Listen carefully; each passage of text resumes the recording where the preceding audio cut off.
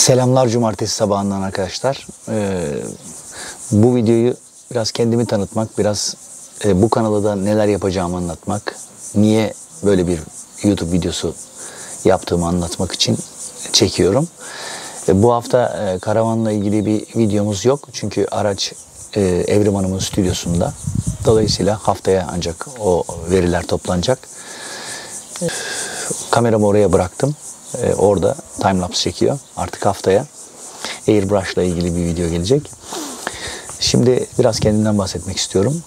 Ben 1975 Konya doğumluyum. Babamın memuriyeti sebebiyle ben 2 yaşındayken İzmir'in Karaburun ilçesine gelmişiz. Oradan başlayarak Urla, daha sonra da Göztepe'ye geldik ve bütün çocukluğum Göztepe'de geçti. Hakimiyeti Milliye mezunuyum ben. Göztepe'de büyüdüm. Bütün gençliğim hep orada geçti. 9 yaşından itibaren çalışmaya başladım. Pazarda su sattım. Susuz dedeye su sattım. Susuz dedeye su dökenlere. Sonradan susuz dedeye tabii çeşme yaptılar ama bizim dönemimizde yoktu onlar. Sonra pazarlara da çıktık babamın teşvikiyle. Daha sonra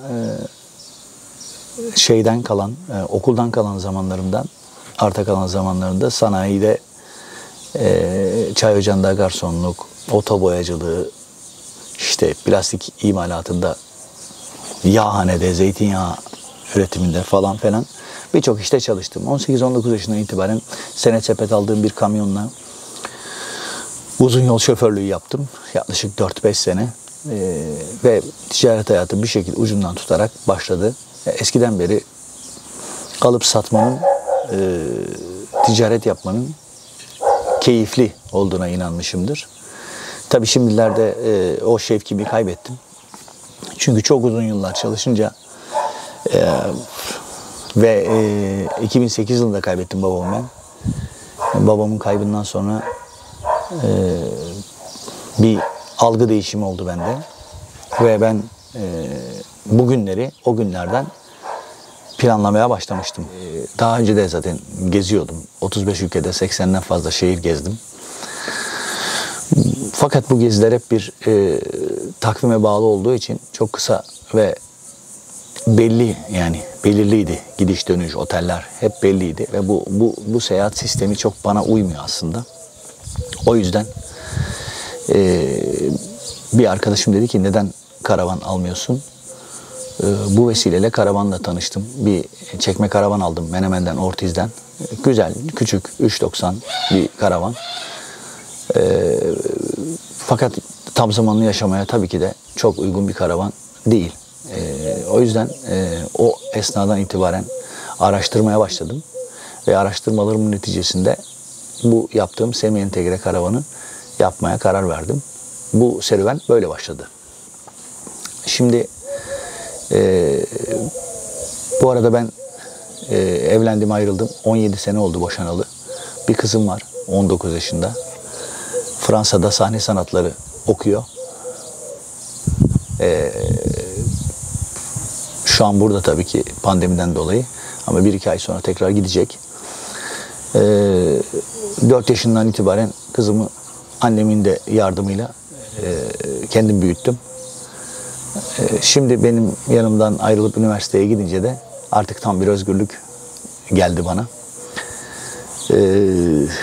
Şimdi bu pandemide 9 ay kadar, belki daha fazla bu sığacığa sıkışınca çok da güzel bir yer olmasına rağmen bir daralma oldu tabii ki. Gezen bir insanı nereye koyarsanız koyun, dünyanın en güzel yerine koyarsanız koyun, o gezmekten vazgeçmeyecek ve sıkılacaktır. Dolayısıyla karavan böyle başladı. Şimdi karavanla yapmak istediklerimi biraz anlatmak istiyorum size. Ben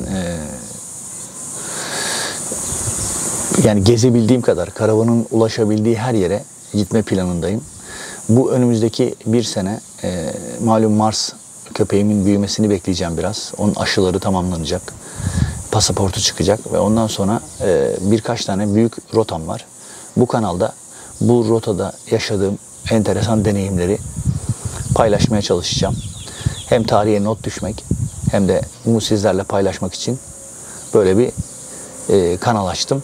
Şu anda karavan yapım sürecini paylaşıyor olabilirim ama esas amacım gezi notlarımı, gittiğim yerleri paylaşmak olacak. Gördüğünüz gibi düzenli video paylaşmaya çalışıyorum. Bu hafta elimde karavan olmadığı için çok veri yok ama o yüzden bu Ben Kim'in videosu aydınlatıcı olsun. Çünkü soruyorlar çok, ne yapıyorsun, ne iş yapıyorsun sen diye. 45 yaşına kadar belli bir birikim yaptım. Ve bu birikimleri yeterli olacağına kanaat getirdim. Çalıştığım ofisimi kiraya verdim.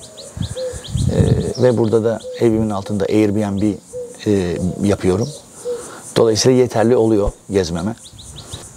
Geziyle ilgili de birkaç tane rota planım var. Bunlardan bir tanesi yurt içi bittikten sonra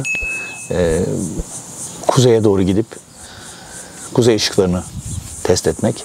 Oradan aşağı dönüp Fas'a kadar gidilen o programı yapacağım. Arkasından yine Karadeniz turu üzerinden İran, Azerbaycan, Rusya üzerinden, Moğolistan üzerinden Vietnam'a kadar gitmeyi düşünüyorum. Tabii bu planların tam şekli belli değil ama Kuzey Amerika ve Güney Amerika'da var planlarımın arasında. Birkaç yerden gemiye verip New York'tan, Kanada'dan karavanı alabiliyorsunuz.